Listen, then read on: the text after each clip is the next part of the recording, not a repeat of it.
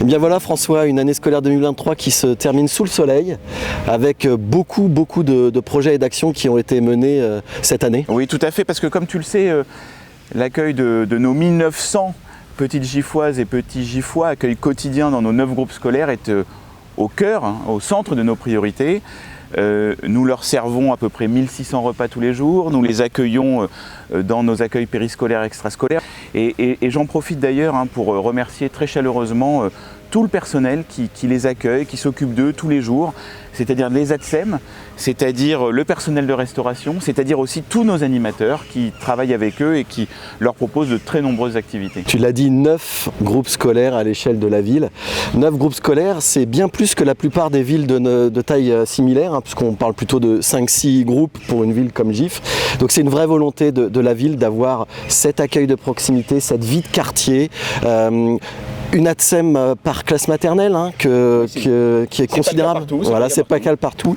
Et donc cette vraie volonté de la ville qui se traduit également par une vaste campagne de travaux, c'est un engagement municipal fort. Nous le continuerons sur la fin de ce mandat avec plein de beaux projets.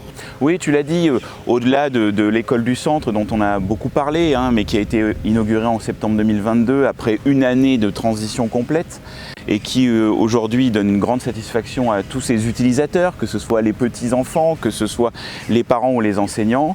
Nous allons entamer la deuxième tranche des travaux de l'école de l'Abbaye, qui sera suivie d'une troisième à l'été prochain.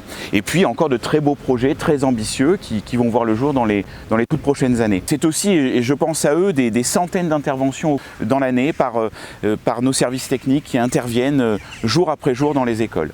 Mais au-delà de ça, au-delà des conditions matérielles d'accueil des bâtiments, j'attire ton attention sur tout ce qui est fait aussi pour le bien-être de nos enfants, pour leur liberté d'expression, toutes les activités culturelles, sportives, artistiques, tournées également vers l'écologie que nous exerçons tous les jours dans nos accueils périscolaires. Une vraie volonté de l'équipe municipale qui se poursuivra pour cette fin de mandat et puis bien entendu parce que nos enfants sont notre avenir, nous leur devons le meilleur.